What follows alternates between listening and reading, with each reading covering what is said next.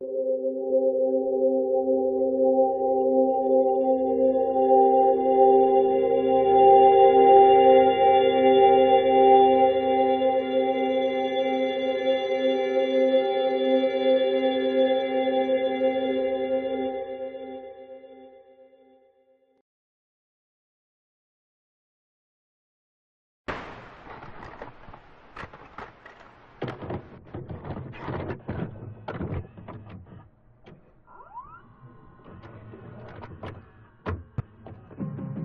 is the place for you and your friends. This is the place where the party never ends. It's a good time place, everyone agrees. When you're hungry for fun, it's Chuck E. Cheese. Chuck E. Cheese, Chuck E. Cheese. When you're hungry for fun, it's Chuck E. Cheese. It's a good time place, that's sure to be. When you're hungry for fun, it's Chuck E. Cheese. When you're hungry for fun, it's Chuck E. Cheese.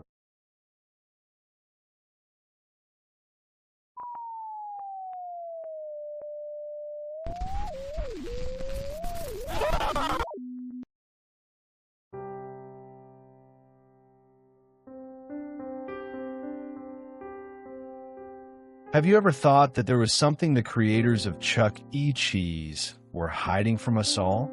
Or have you ever found something to be off about the place? Even the creepy robotic mascots that danced on stage? I didn't, until I found out the truth about Chuck E. Cheese. It all began on the first time I had ever visited the place. I was around the age of 5 or 6, so I, of course, was pretty ecstatic to go. Seeing all those commercials of kids eating pizza and running around without a care in the world on arcade games and on the play structure made me almost get down on my hands and knees to plead and beg my mom to take me. After finally getting her to break, she took me. I was the happiest kid in the whole world. My mom drove me over just a few hours before evening, so maybe around 4:30 or so, I almost knocked over the woman at the door who gave you the little stamp on your hand, running ahead of my mom and bursting through the doors like a maniac child. Eventually, I was stamped and literally screeching as I ran around to all the games and play sets. After a bit, I stumbled on over to a game like whack-a-mole but with sharks, right by the staff-only room. One shark whacking minute later, I'd won the game, before I could squeal in success and collect my tickets.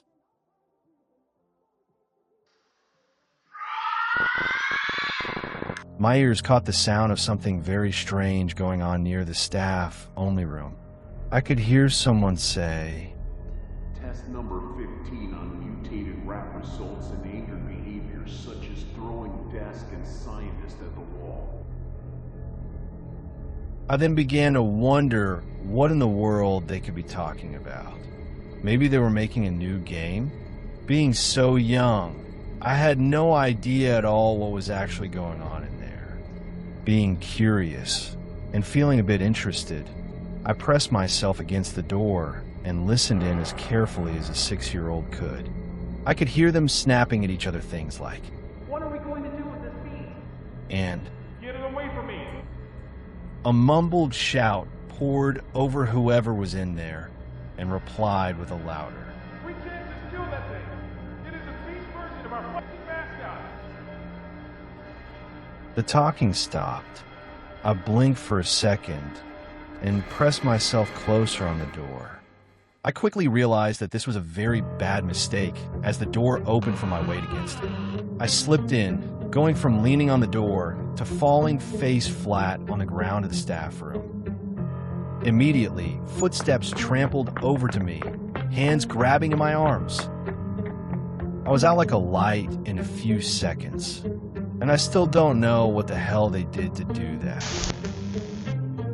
I woke up slowly, my eyes feeling heavy and my body feeling weak, in some kind of interrogation room. A tall man with a serious expression, wearing the cleanest white lab coat I'd ever seen, began walking towards me out of the blue. It's like he knew I'd be awake, like he knew I was awake. His voice was deep and it was scratchy from what I could tell when he began to speak. You know, don't you? You know.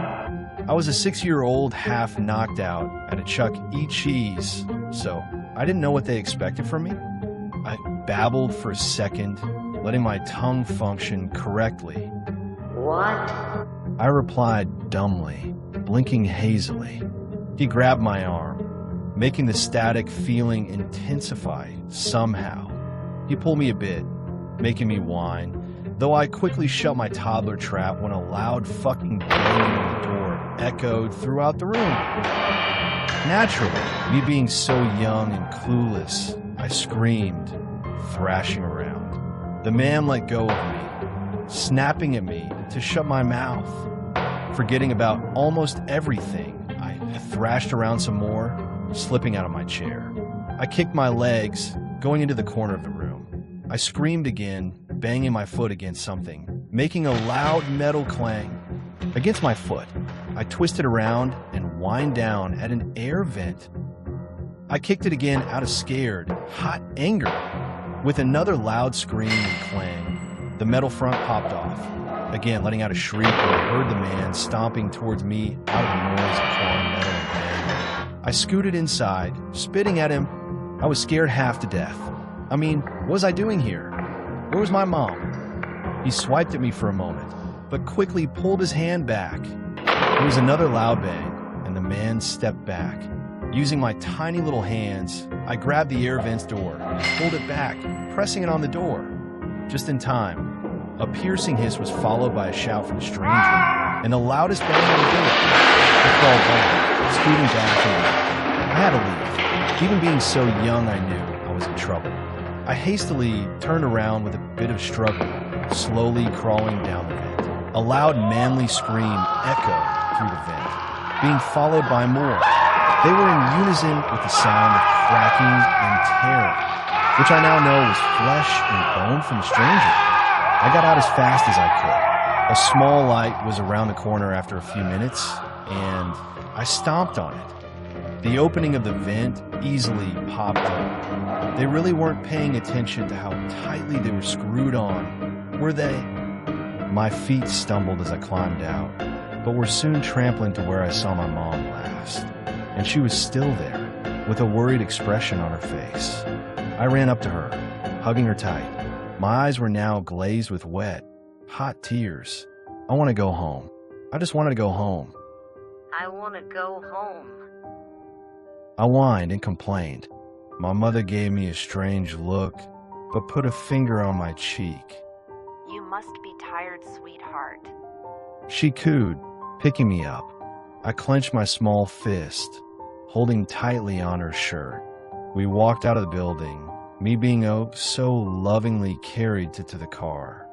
A distant whir of sirens in the distance became a bit louder and louder, and police cars pulled into the large parking lot and skidded to a halt in front of the once amazing and fun Chuck E. Cheese. My mother almost ran to the car and quickly buckled me into my car seat. A couple hours later, home and safe, that night, I walked out of my room to get some water before I went to bed, a habit of me, trying to procrastinate so I didn't have to sleep and my mother was watching the news. The reporter was talking about some kind of mutated rat coming out of Chuck E. Cheese and disappearing down the alleyway. So what happened to the real Chuck E. Cheese? God only knows. But I will never, and I repeat, never go into any damn Chuck E. Cheese for as long as I live. And I know, never, to spy on the staff.